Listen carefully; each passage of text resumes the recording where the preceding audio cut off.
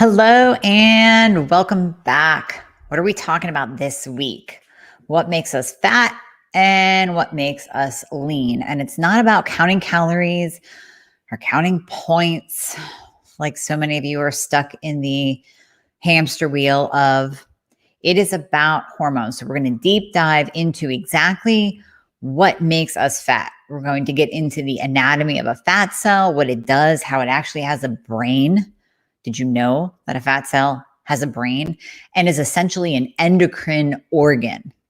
So whether you are struggling with hypothyroidism, where you are gaining weight and you can't lose weight no matter what you do, if your hormones are off, if you have insulin resistance that we have talked about before, but we're going to deep dive into it again. So if you are struggling with any of that, today we are going to talk about it. We're going to set the record straight. We're going to get you on a path where you can actually start shrinking your fat cells instead of constantly growing your fat cells. Who wants to do that? Who wants to grow your fat cells and then have them explode and have inflammation all through your body? We're going to explain how, when you grow your fat cells, you are messing up your own hormones and you're literally creating an inflammatory response in your body. So we said on the last podcast, and if you didn't listen to it, it was just a little one. You can go back and watch it. We said that a fat cell can't grow without the presence of insulin, even when swimming in a sea of calories. So what that means is you can take in a ton of calories, and as long as there is low insulin or no insulin present, so think taking in a ton of calories and fat. You ate 5 avocados and 5 tablespoons of coconut oil and a cup of coffee with 10 teaspoons of heavy whipping cream, right? So all kinds of fat, tons of calories, virtually no insulin response by the body. So here's your fat cell swimming in a sea of calories. It will not grow. It will not grow. If there's insulin present, even in lowered caloric intake, so think think of you vegans and vegetarians when you're eating your Beyond Burgers and your lentils and your Ezekiel bread with some kind of hummus spread. So, and 2 pieces of fruit. So carbs and sugar and high insulin. And maybe you only had 500 calories total, but those calories spiked your insulin so much that here's your fat cell swimming in a pool of insulin. It's going to grow. So we talked about that on our last podcast. Now we're going to deep dive into it. I think we have to go over a couple of myths first. The first big one is eat less, exercise more. And so many of you know this is a myth, and so many of you are still stuck on the hamster wheel of eating less calories, restricting your food, being concerned about the amount of calories that you're taking in. You're tracking them. You're putting in MyFitnessPal. You're doing Weight Watchers. You're counting points. You are so consumed with the 1980s, 1990s thought process of counting calories and exercising more that you still believe that that works. So I will ask you, what is the definition of insanity? Doing the same thing over and over again and expecting a different result each time. You don't get a different result because all that calorie counting and cutting and exercising, and you're the cardio queen at the gym or king at the gym, is not working, and you are not losing weight no matter what you do. So it comes down to what is internal, what is going on with your metabolism. So that's myth number 1. Calories in, calories out, eat less, exercise more, does not work. Let me give you a quick analogy before I move on from that. So there is a doctor, a professor, and he asks his students when he's trying to get this point across about how eat less, exercise more doesn't work. He says, okay, and you can answer this question for me. What would you do if I had a huge feast plan of all this fantastic food, the best food that you can imagine? What would you do to ensure that you would come hungry so you could eat as much as you wanted to, and you could sample all of this fantastic gourmet food, what would you do? Well, the students answer, what we would do, we'd skip meals and we would exercise more so we could come hungry. Okay, now you're overly hungry. And what happens is hunger always wins. So think about that in the real world of eat less, exercise more. That's the same thing that you're doing day in and day out when you restrict your calories and you go to the gym for a couple of hours and spend hours on the treadmill. You're eating less, you're exercising more, you're becoming more hungry, and hunger will always win. In addition to that, your metabolism will downshift. So the fastest way to lower your metabolism and lower your free T3, which is your active thyroid hormone, the fastest way to do that is to starve yourself. And not literally starve. I don't mean take away your food or go on a fast. I mean eat less, exercise more. So that is the fastest way to downshift your metabolism and keep yourself hungry. You hear my dog over here? He's freaking out. I think that he is eating less and exercise more. He did have a big run today. So he's just like all kinds of crazy. So if you hear background noise, that's Riley rolling on his bone. That's what's going on back there. Anyways, moving on. Myth number 2, that fat cells are these inert blobs. They just sit there, right? Because we think of fat, we think of just blah, just sitting there, kind of all blobby. And they're not. And that's the phenomenal thing that we have to learn and wrap our brains around. Fat cells are actually endocrine cells that secrete hormones. They have a brain of sorts. So they can influence hormones in our body and they can influence our metabolic rate.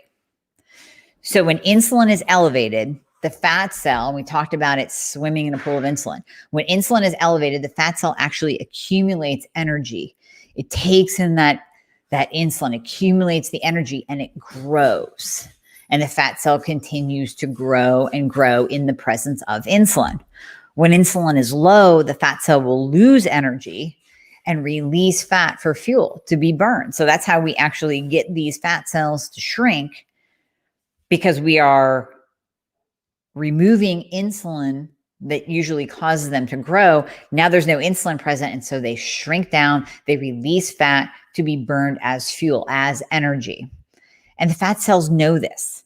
Also, pro and anti-inflammatory hormones, cytokines, come from fat cells. So I said earlier, and you've heard me talk about insulin resistance over and over again. If you need to bone up, go listen to a past podcast on insulin resistance. You can find it at the Thyroid Fix podcast on any podcast platform. So you get your iTunes, Apple Podcasts, iTunes/Apple Podcasts, because I refuse to call them Apple Podcasts. I'm old school. They're iTunes. And Google and Spotify and Amazon Music, all of those. Go back, bone up, listen. And we will go over insulin resistance today, so bear with me. But we talked about insulin resistance before. We'll go over that. A fat cell will actually become insulin resistant and grow. So in the presence of insulin, here's your little fat cell. Now it's becoming resistant and it's growing and it's growing and it's releasing these pro-inflammatory cytokines to inflame the body. So now you have an issue with this inflammation response in the body, which is why we tie other disease states like Alzheimer's and Parkinson's, obviously type 2 diabetes, back to having that insulin resistance, having more fat on the body. That's why we're tying it back, because they're so closely related. When a fat cell becomes insulin resistant, it grows, and then it's a feedback loop. So now you're getting fatter and you're more insulin resistant, and you're eating wrong and you're more insulin resistant. And you're getting fatter and you're more insulin resistant. And it's just a vicious cycle. And eventually we see diseases like type 2 diabetes, cancer, Alzheimer's, which is now being called type 3 diabetes because of its correlation to high insulin levels. Now we're seeing all of these diseases begin. And that's why we're obese as a nation. That's why we have more cancer rates than ever before. That's why we have such an awareness of Alzheimer's, because we're seeing it more and more.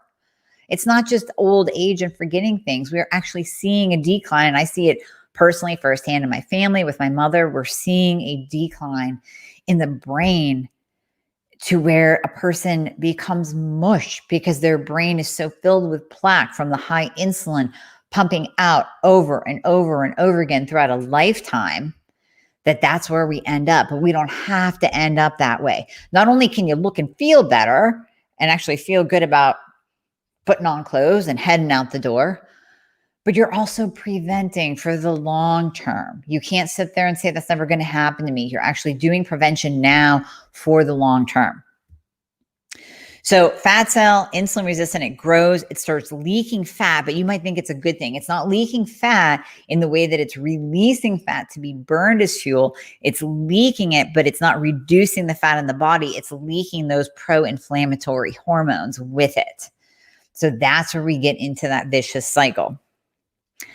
You've heard me talk about leptin. That's the satiety hormone. That is also secreted from the fat cells. So you can see how these fat cells, they're kind of smart. That's why we need to give them credit. They're smart. They're part of the endocrine system. We have now learned that they are not just blobs. They actually have an endocrine place. They have a brain. They secrete hormones. They influence our hormones. So you have leptin. It's secreted from the fat cells, and that can actually stimulate the brain to release sex hormones. So let's think of this in terms of what we see in our kids these days. That's why we have these little kids going into puberty early. It's called precocious puberty. And that's why we have an increase in childhood obesity. There is an increase in childhood obesity, period. Look around, go to a school and just sit there. Well, no, don't sit there outside the school. You'll get arrested. Just look at a group of kids, okay? Go to your kid's friend's house and look at them. 9 out of 10 of those kids will be obese. I promise you. Unless you live in, a sports run neighborhood that maybe they're not. But 9 out of those 10 will be obese. Kids will be obese. And this is why we are seeing little girls having their periods, starting their cycles at age 10 and 11 these days.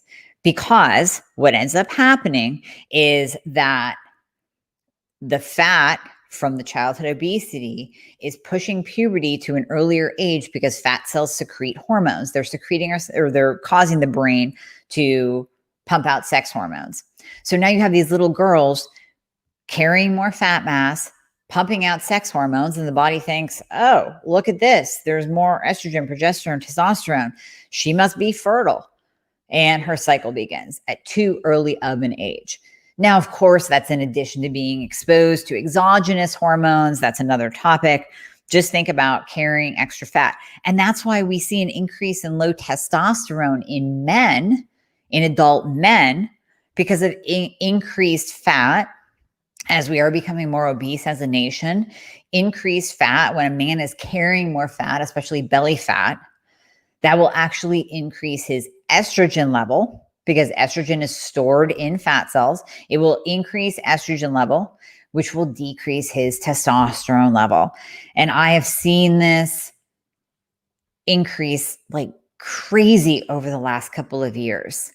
Every time I talk to a man, I say, we have to check your testosterone and estrogen because there has been a rash of low testosterone in men across the board, all ages. And could it be because we are just simply carrying excess body fat as humans, as a nation? We are becoming fatter and fatter, and we need to do something about it. But in order to do something about it, you have to learn what causes it. And it's not the calories in, calories out model. It is just not.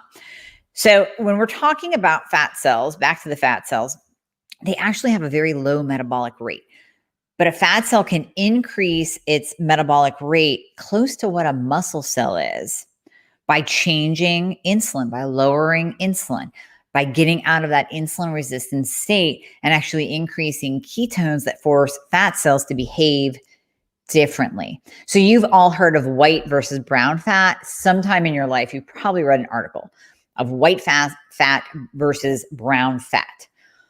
White fat is just kind of there. Yes, it still has an endocrine place. Yes, it still signals the brain. It still secretes hormones like leptin and ghrelin.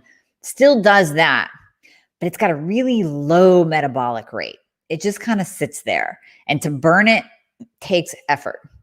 Brown fat, which we find in the chest cavity, and we can actually see it. So when we dissect it, we can actually see the color difference. Brown fat is more metabolically active. So we are now learning that we can change that white gloppy fat to brown fat, which is more metabolically active, by decreasing insulin in the body. So you're actually changing that insulin response. You increase ketones in the body to be burned for fuel instead of glucose. And that fat can actually change from white fat to brown fat. When you think about muscles, they are so metabolically active, right? But we have more muscle on our body mass-wise than we do our brain and our kidneys. Your brain and your kidneys actually are more metabolically active than your muscles, the kidney being the most metabolically active organ. But mass for mass, pound for pound, size for size, it comes down to the muscle tissue being more metabolically active. So that's why we always say you increase your metabolic rate when you increase lean muscle tissue, because that lean muscle tissue is so metabolically active. That's why you can see a difference in a 200-pound male that is obese versus a 200-pound male that is muscular and ripped. Both 200 pounds could be the exact same height, total difference in metabolic rate, total difference in body structure, amount of fat percentage versus muscle percentage. That extra muscle that the guy over here has is burning fat. It's more metabolically active. So we now know that we can actually change a fat cell to become more metabolically active like a muscle cell by decreasing the insulin, increasing ketones, getting it out of that swimming pool of insulin, and then you actually are changing white fat to brown fat. Think about the brain, right? The brain runs on glucose. We are a glucose-centered society, because we overconsume carbohydrates. And even in our kids with ADD, ADHD, autism, we are increasing glucose by feeding them the chicken nuggets and the Chips Ahoy and the cereals and all those yummy, yummy snacks. We are pounding their brains with glucose, and we're expecting the brain to run on just that.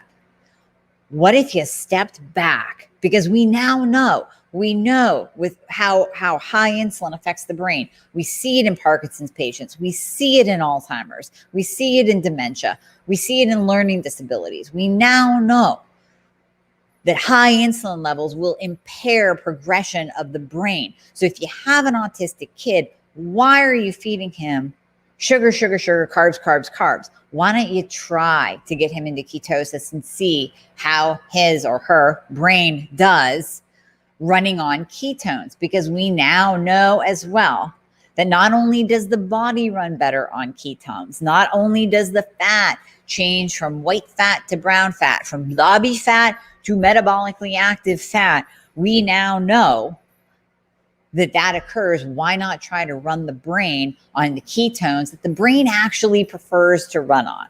Let's just give it a try. I digress there. I know it's not about lean and muscular and fat and not fat and getting lean, but I had to say it because when we're talking about the metabolically active parts of our body, our brain being the most metabolically active organ, well, kidneys actually, then the brain, then muscles, the brain actually does run better on ketones versus glucose. And this all comes together in lowering your insulin. It all comes together. So what else makes us fat? Then we come back to thyroid hormone and cortisol. These all tie together. So of course, our metabolism. You've heard me say this before. You know I'm a thyroid specialist. So our metabolism runs on thyroid hormone. The thyroid is the master gland that runs the show. So to have any amount of metabolism whatsoever, you have to have adequate amounts of thyroid hormone, specifically T3. So when we're talking thyroid hormone, we're talking T4 and T3. You need T3 thyroid hormone to get into the cell because our cells have receptor sites on them, every cell. has a receptor site for T3 thyroid hormone. You need adequate amounts of T3 to actually bind to the cell and give you a metabolism and grow your hair and strengthen your nails and give you a better mood and give you energy through the day. But when we're talking about losing fat specifically, you need adequate amounts of thyroid hormone. If you don't, if you have subclinical hypothyroidism, if you've been told that you are normal, but you still can't lose weight no matter what you do or how hard you try, then I urge you to look at your thyroid hormone profile. And that's everything. You've heard me say this before. I will repeat it again for anybody that might be new listening. TSH, free T3, free T4, reverse T3, and the thyroid antibodies. Just spoke to a person the other day, new patient, thyroid antibodies present. If you need to go over the 5 stages of Hashimoto's, that's another podcast. Go back, listen. We can maybe put it in the show notes of which one that is. 5 stages of Hashimoto's, antibodies are present. Thyroid labs still look decent, but not optimal. They're just starting to change. So does that person have an appropriate metabolism? Do they have a good metabolism? Is their metabolism running like it should be? No, because it's impossible. If you have Hashimoto's, there's that slow destruction of your thyroid. When the antibodies are present, we know that because antibodies can come back as a false negative. So when the antibodies are present, we know you have Hashi. We know there's a slow destruction of your thyroid. Your thyroid in no way, shape, or form can produce the amount of thyroid hormones that it needs, T4 and T3. If it's not producing adequate amounts of T4 and T3, how are you going to have enough T3 to get into the cell to give you a metabolism to burn your fat, to burn that stored body fat that you so desperately want to get rid of? You can't. You need adequate amounts of T3 thyroid hormone in order to have any kind of metabolism, any kind of fat burning propensity whatsoever. What gets in the way of T4 to T3 conversion? Hashimoto's aside, let's say you're just euthyroid, you're healthy thyroid, not a problem. Your T4 that's produced by your thyroid still has to convert to T3, the active thyroid hormone. What gets in the way of that? High insulin is one of them. We're not going to go into everything that gets in the way, but high insulin is one of them. So insulin is high. It's getting in the way of T4 to T3 conversion. And in another recording that you will hear, I believe next week, we will release that. I will talk about resistance of the cell to T3. And I give this analogy, I'll throw it out now, it won't ruin anything. There's no spoiler alerts here. If the insulin is high, and we already said that in the presence of insulin, the fat cell can actually secrete inflammatory, pro-inflammatory hormones, cytokines. So now the fat cell is inflamed. Your body's inflamed. Everything around the fat cell is inflamed.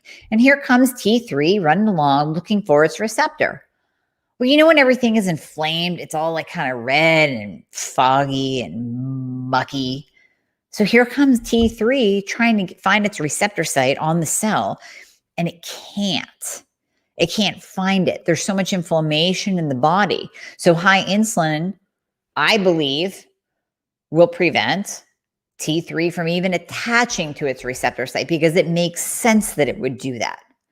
Too much inflammation in the body is going to prevent all hormones from working properly, from methylating properly, from finding their receptor sites properly. High insulin will also interfere with T4 to T3 conversion. So there's another problem. We've already connected those two. And I always say the double whammy to your metabolism is having insulin resistance, or maybe you're full-blown type 2 diabetic, and a thyroid problem at the same time. It's the double whammy to your metabolism. And to get that fire going, to get your metabolism up and running, there's a lot of work. We have to take down that insulin. We have to fix your thyroid and optimize your thyroid. But those two factors are really going to affect you. They're really going to affect your metabolism and your ability to lose weight. The other factor is cortisol. So high cortisol levels kind of have a back and forth feedback loop with insulin. So when insulin is high, we also can see a stress response in the body because of the inflammatory cytokines that are released. And then, so insulin high, cortisol goes up in response to that stressor of being constantly inflamed. Carrying extra weight is a stressor. Obesity is a stressor on the body. So you can have higher than normal cortisol levels when all those other factors are in play. High cortisol will also interfere with T4 to T3 conversion. And it will create also, so it will exacerbate the inflammatory response of the body when cortisol is always running high. So think about the morning awakening response with cortisol. Cortisol rises to wake us up. This is where the feedback loop comes in. Cortisol rises to wake us up. Glucose comes up. So we see it if we're testing our glucose, if we're using a constant glucose monitor, we'll see glucose come up because cortisol comes up. And then insulin rises to take care of the glucose. If you're insulin resistant, now you have too much going on. Now you're in that fat storage mode.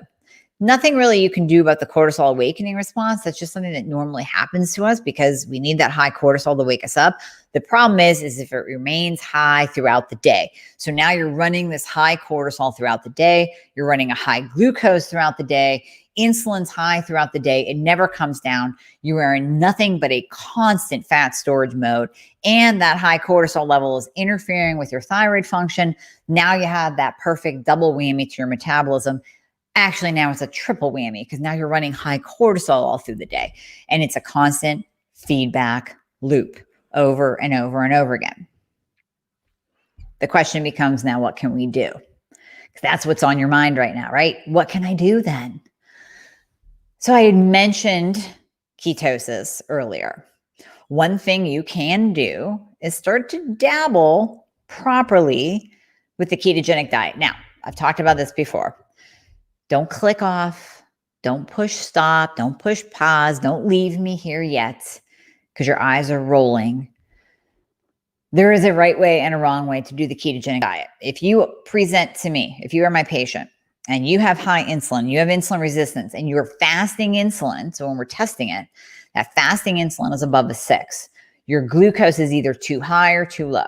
So yes, we want it around an 86, but if you're coming in at a 78, you have reactive hypoglycemia, meaning it was really high at some point in time. So glucose high above an 86 or too low, like below, like a 78 or below, an A1C above a 5, a fasting insulin above a 6, all indicative of insulin resistance. Also, if you get a lipid panel and you have high LDL, high triglycerides, not enough for a statin, but that is indicative of insulin resistance. We bring down the insulin, those all come into play too, just as a side note. So we have to lower your insulin. What did we say at the very beginning? In the presence of insulin, a fat cell will grow, regardless of caloric intake. Calories can be high, swimming in a pool of calories. But if insulin is low, a fat cell will shrink. How do we make insulin low? I gave you the example of eating nothing but fat. So fat does not cause an insulin release at all. Protein causes a moderate insulin release. We have to take into account that you don't eat too much protein because that can cause insulin to be secreted, and it can still put you into a state of insulin resistance. I've seen it in people who overconsume protein. And then carbohydrates, big insulin spiker.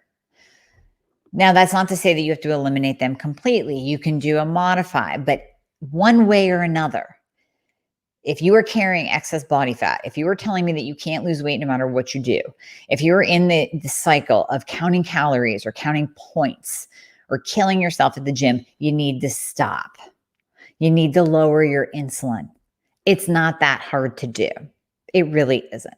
You need to lower your carbohydrate intake, increase your fat, and keep protein right in the moderate range. Obviously, I recommend working with someone such as myself because we can do up a diet for you that is actually easy to follow, gives you a bunch of ideas, and then you can start experimenting on your own. Here's what people do when they decide to cut carbs. Nothing but the packaged stuff. So like Slim Fast has a keto line now. They're eating anything that says keto on the front, keto granola. They're eating nuts out the wazoo. They're not getting in any green vegetables. They're eating bacon and pork rinds and cheese like it's going out of style.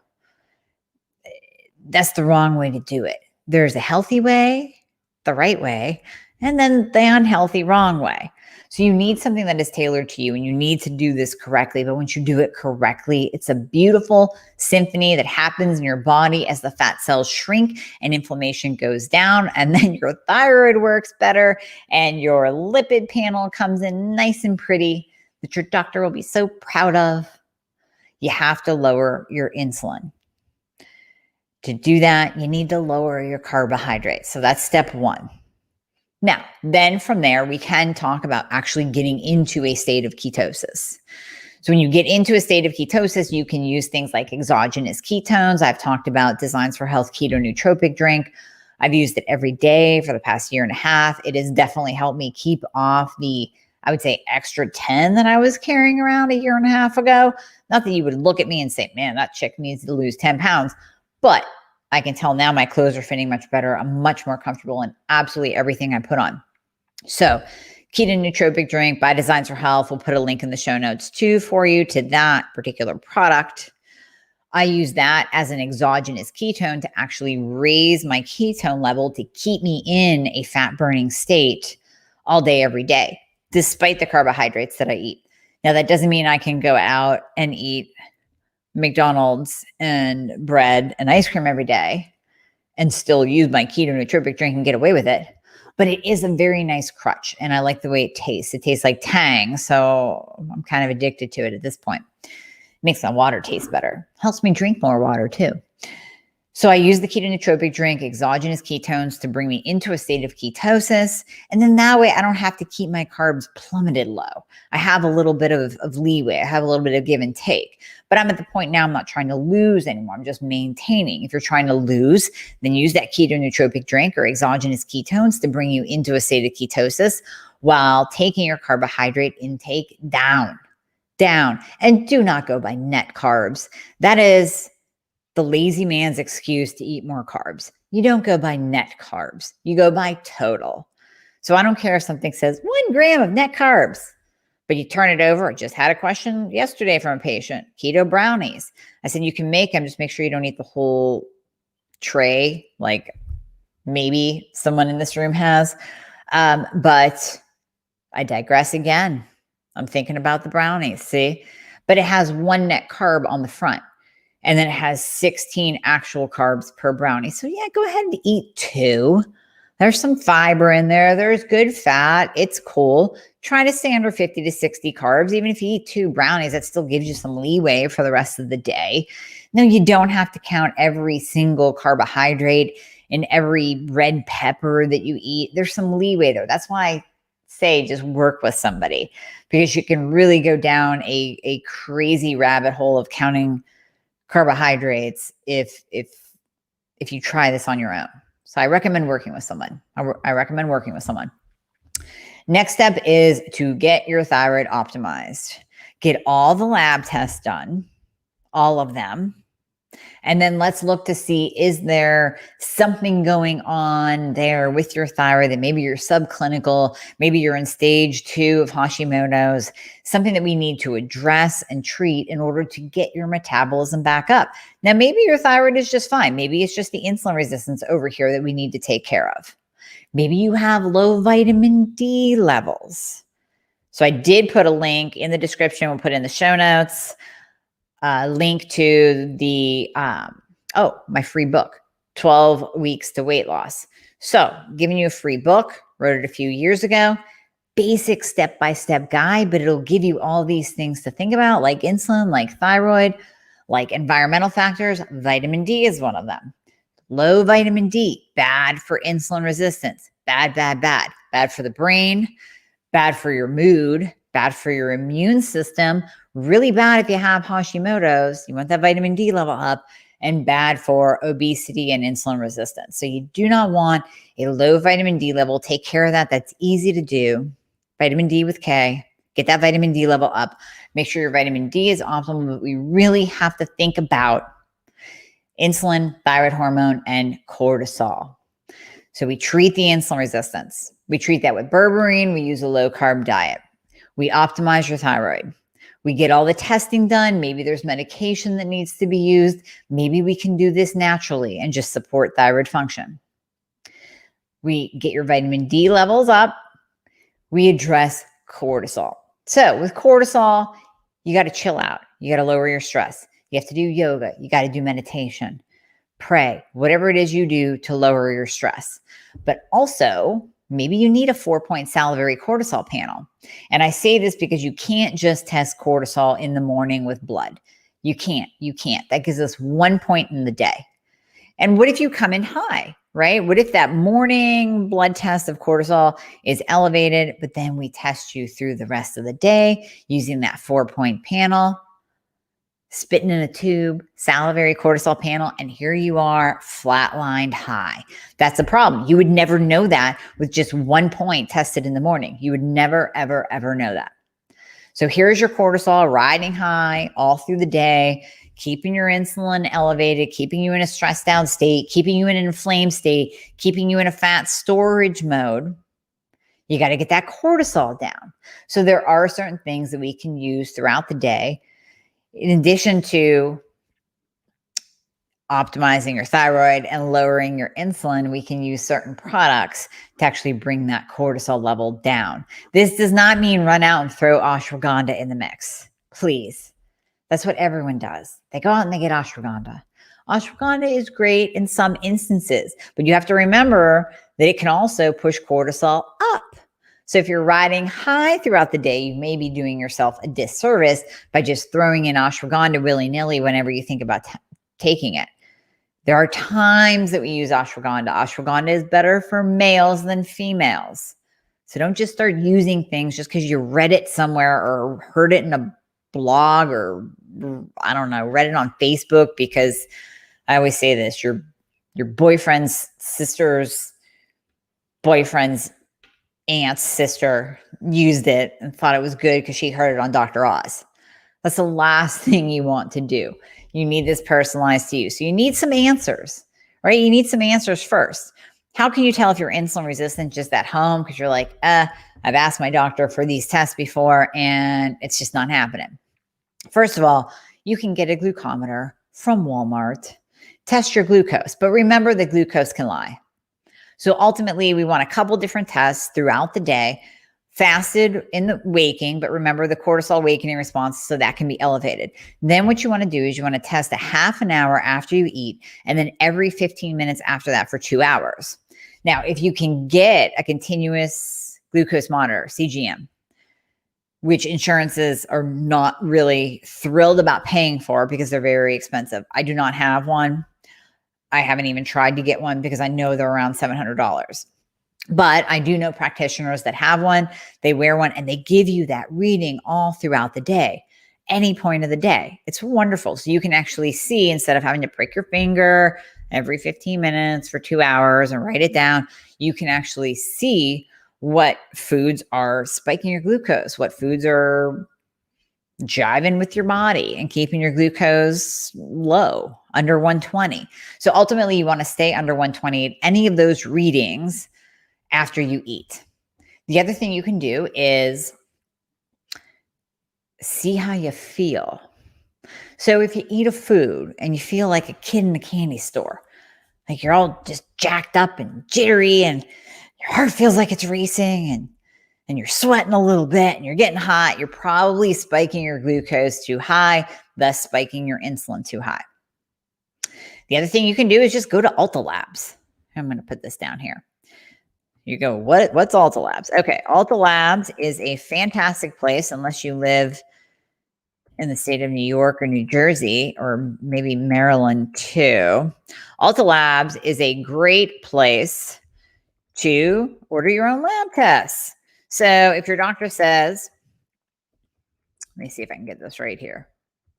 I can put the link in for you. We'll put it in the show notes too. If you're listening to the podcast, we'll put it in the show notes.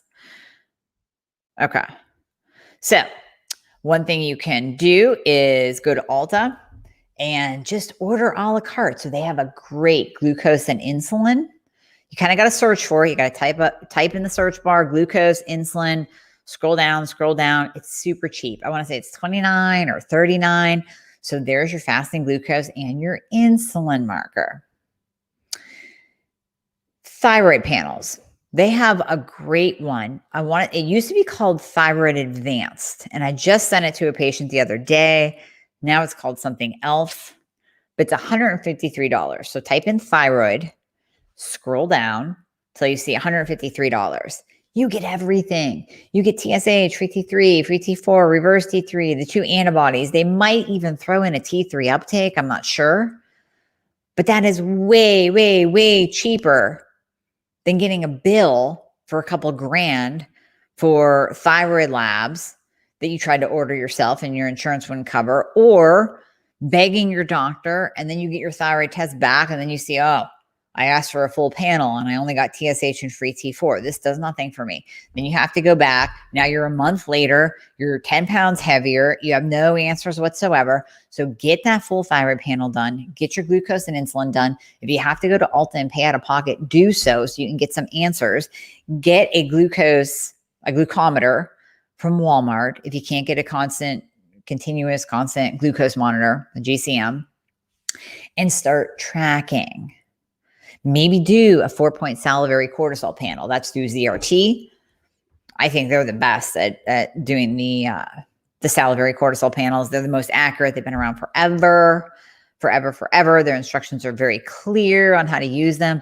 So do a 4-point salivary cortisol panel to see what is your cortisol doing throughout the day. Are you riding high? That's going to keep you in that constant fat storage mode. So what does it take to burn body fat? It's not counting calories. It's not counting points. It's looking at your hormones, looking at what your body is doing, what your fat cells are doing. And you know what, by the way, get a leptin test too. There's something called leptin resistance. And we mentioned leptin earlier when we were talking about it being secreted from the fat cells. And we're talking about it stimulating the brain, releasing sex hormones. We're talking about that's why the childhood obesity is high, also precocious puberty, early onset puberty. So leptin is our satiety hormone. We have ghrelin, we have leptin. The way to remember these, ghrelin, your stomach is growling. So ghrelin is your hunger hormone. Leptin is your satiety hormone. We can be leptin resistant. Now, this doesn't necessarily mean that you're hungry all day. When we first discovered the presence of leptin resistance, yes, it was in I believe he was a teenage boy that was never, ever satisfied. I mean, could eat 24/7, could eat 20,000 calories a day or something high like that. It was crazy high. The kid was never satisfied.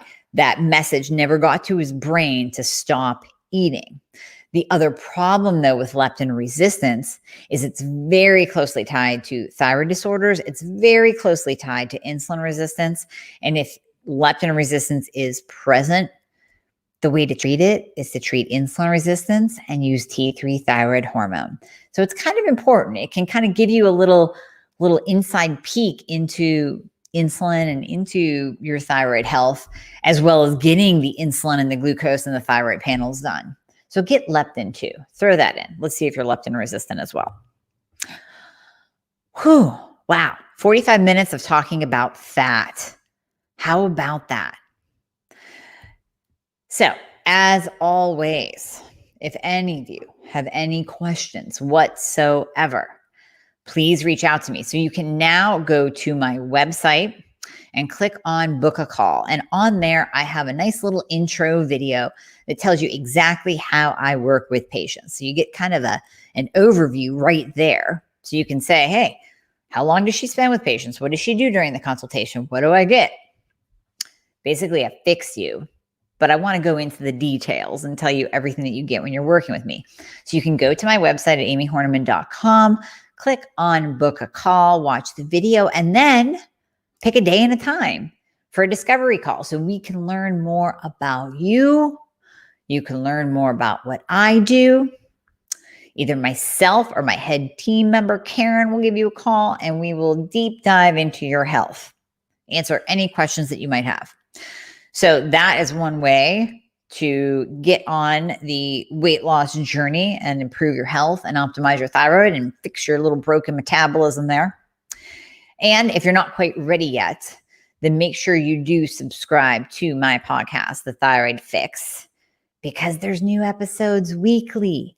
And that's a great way to binge listen and educate yourself. If you know the why, the how is going to get easier. So I encourage you to do that. Like I said earlier, you can find it on iTunes or Apple Podcasts, Google, Spotify, or Amazon Music. All right. So getting into questions, we only have one question today. What's up with you guys? All right. Emma, you said, what about foods like sweet potato? Is that a cause of high insulin diseases? Oh, that's a good question there, Emma. That's where the glucometer comes in, right? So overall, sweet potatoes, great food, full of vitamin A, full of nutrients. It's a great food. I love them. Give me some sweet potato chips cooked in coconut oil and the bag will be gone. I'm like addicted to them. The other thing I like to do with sweet potatoes, you microwave them, you slice them up, and then you fry them in a little bit of coconut oil in a pan until they get a little bit crispy brown because they start to caramelize. Well, they caramelize because of the sugar in them. So that will be a treat for me. I love me some sweet potatoes. In some people, it can cause big insulin spikes, especially if you're untreated, if you're not taking berberine, if we're not doing a low carb diet on you. So if let's say you're keto, you're low carb, you're taking berberine, we're addressing it, we're seeing that insulin come down, you're taking your glucose measurement, even after you eat the sweet potato, that will come down a little bit. Then you can throw it in a little bit more often. But if you're in the beginning stages of your journey, I would say use it not at all or very sporadically, because it can, in people that are insulin resistant, it can cause an insulin spike. By the way, Emma, thank you so much for jumping on every week. I like seeing you on here. And you also say, what is the functional medicine approach to psoriasis? Psoriasis is autoimmune. So eczema is not, psoriasis is. So whenever there's the presence of psoriasis, we always want to look for other underlying causes. What are the other autoimmune conditions tied to it? Because normally with autoimmune, where we see one, we see three. So even if little itty bitty psoriasis is over here, and then of course psoriasis can be bad. It can be plaque psoriasis. It can be, it can be on more than just a couple parts of your body, like your elbows. It can start affecting your face. It can start affecting, visible parts of your body. So hence the Cyndi Lauper commercial, right? But you don't want to go on a drug for it.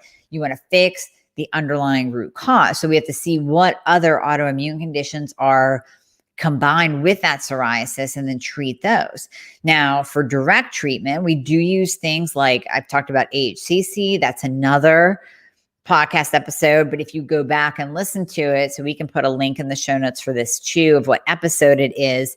It's the one that's like the miracle cure for cancer. So we talk about AHCC in that.